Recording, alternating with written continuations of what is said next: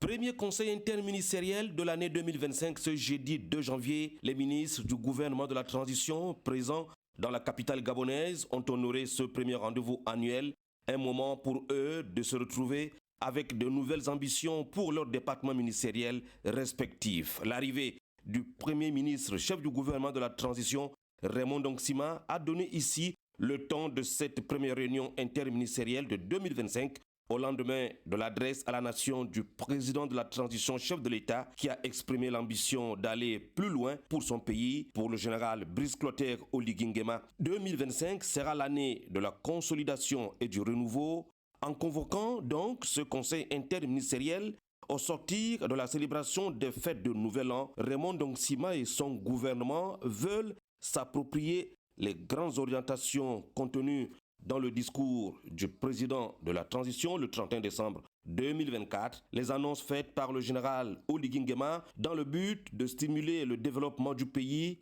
servent désormais de boussole pour le gouvernement de la transition. Il s'agit des 3 méga-projets prioritaires pour le Gabon, le chemin de fer Belinga-Boué, le barrage hydroélectrique de Boué et le port en eau profonde de Mayumba. En Ogoué et Ivindo, les projets précités vont créer plus de 160 000 emplois directs, toute chose qui devra entraîner le redimensionnement des structures professionnelles existantes et susciter sans doute une réorientation des jeunes vers les métiers d'avenir afin d'épouser la vision présidentielle. Raymond Ndongsima et ses ministres l'ont bien compris, c'est pourquoi ils veulent ici aller vite et bien dans la matérialisation de cette ambition du président de la transition. Ce 2 janvier 2025, le gouvernement a également pris acte du lancement de l'opération de révision de la liste électorale en prévision des prochaines échéances à venir qui marqueront la fin de la transition militaire dans notre pays. Avant d'examiner les projets de textes législatifs et réglementaires, le Conseil interministériel a enregistré les communications des ministres de l'Intérieur, des comptes publics et de la communication et des médias